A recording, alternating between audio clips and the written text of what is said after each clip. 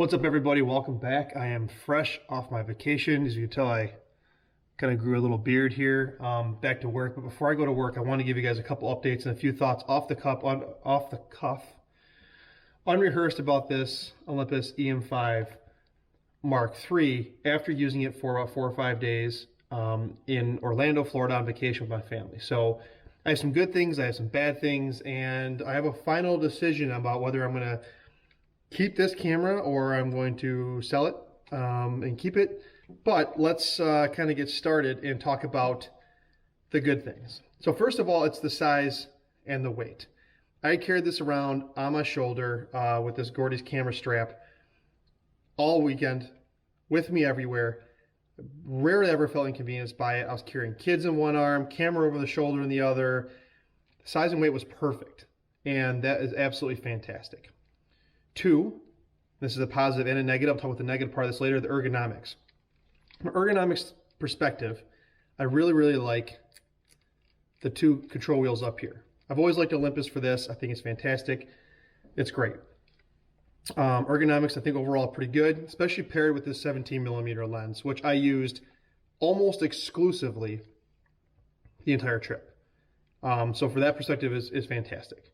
3, battery life. I don't know what people are talking about. Maybe I use my camera different than most. I've never had a problem with battery life on most cameras except for the older Sonys I used to have. I got through an entire day of Magic Kingdom shooting somewhat extensively, and I still had the full battery. Well, I was reading full battery on there. The battery life was not a problem for me whatsoever. I brought my charger because I thought maybe I'd run out. I didn't want to. I didn't run out at all. I think the battery life on this is fantastic. 4th thing is the stabilization. Stabilization was awesome. It's always the case with Olympus. I was in some really dark areas, and the stabilization just is fantastic on this camera. You cannot understate it enough. Number 5 was actually high ISO performance. My EM1 Mark II, I shot a lot of that in RAW, and I'm realizing that maybe it was a mistake a little bit on some of the Olympus cameras. Now, I know RAW is the way to go if you want to get the most out of your files.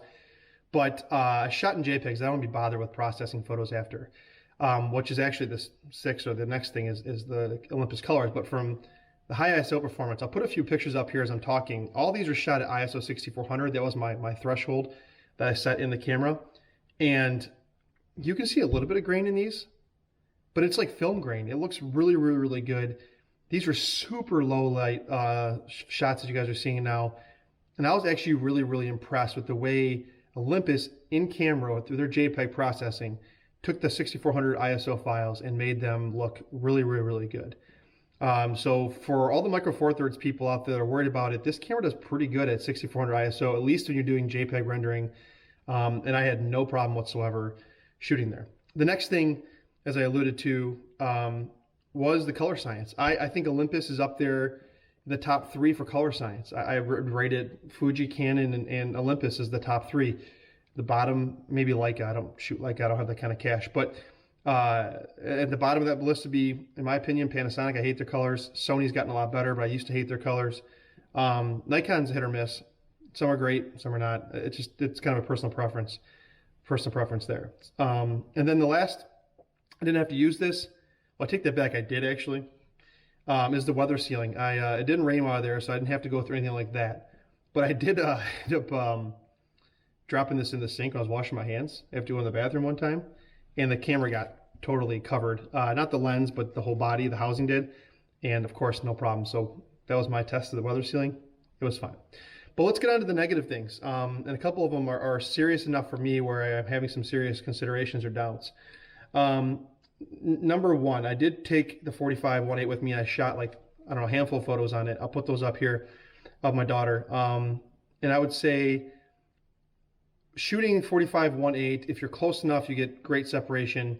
But I had a hard time in sports with it. My daughter's doing gymnastics. I did the continuous focus plus tracking, and I missed a lot. And this actually leads me to the next point. It didn't miss maybe necessarily because of the camera. There was a lot going on in the background, so it was very hard for any camera to pick out what subject to focus on. It was this giant gymnastics event with a lot of people in the background. And my daughter's flipping, so it's tough for any camera. So let's not say it's bad on this one. It's not. It's actually really good because outside of the focusing was fantastic. but it lost me quite a bit. But the reason why I want to bring up the next thing is this viewfinder.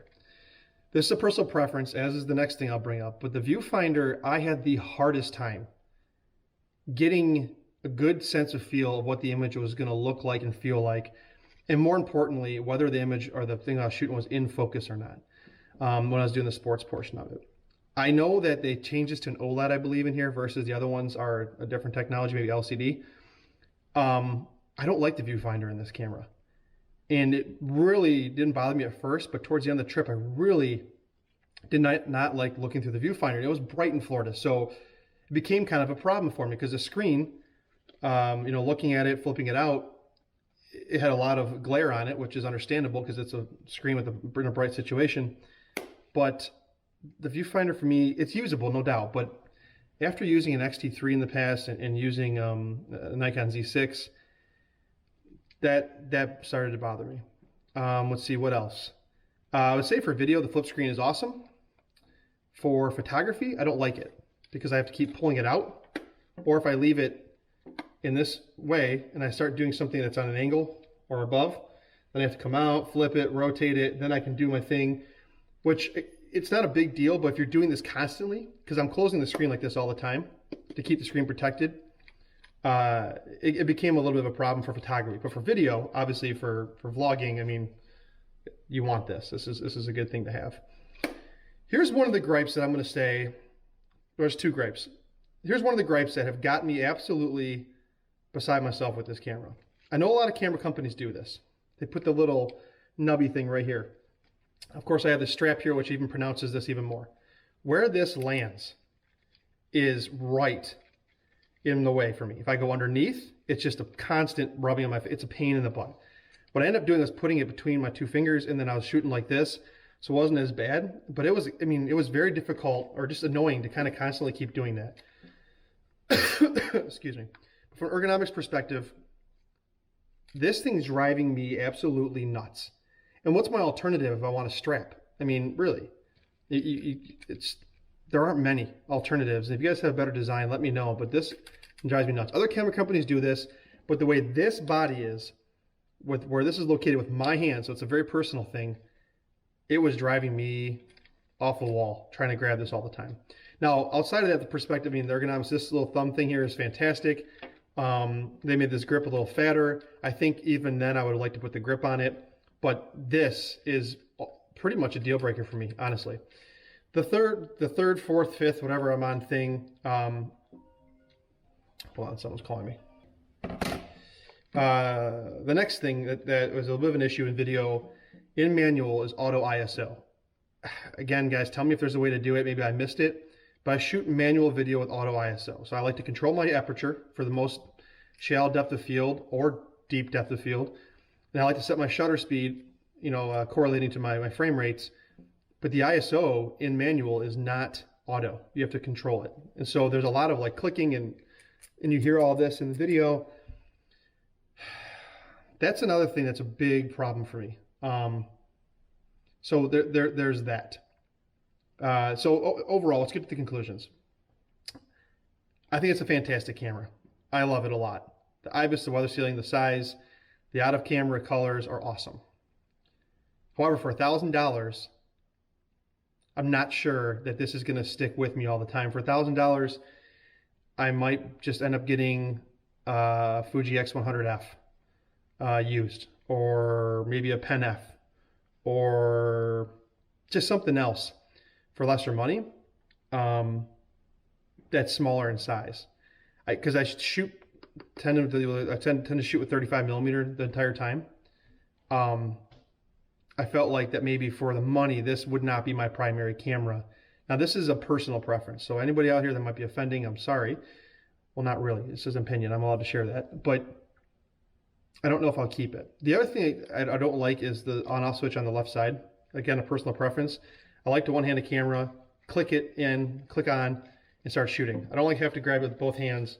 And I like, I do this once in a while, especially with kids and family. Not in professional shoots where I'm getting paid and I'm more accurate, more control.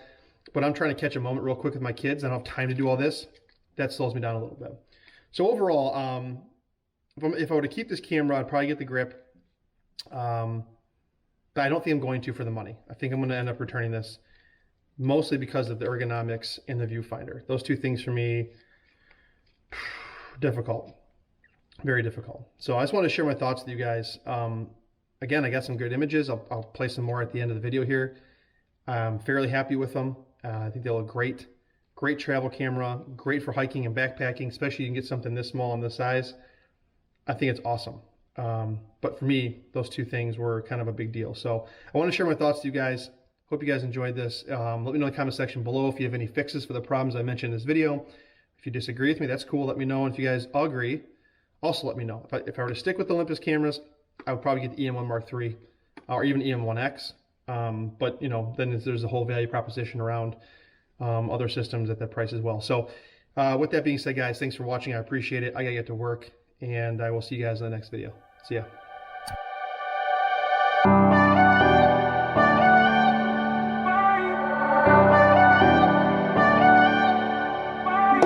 Touch my skin and lift your mark. You know all the words to say. Held the strings tied to my heart, pulled and pushed away. My friends don't bring you up no more. I'm sure yours don't mention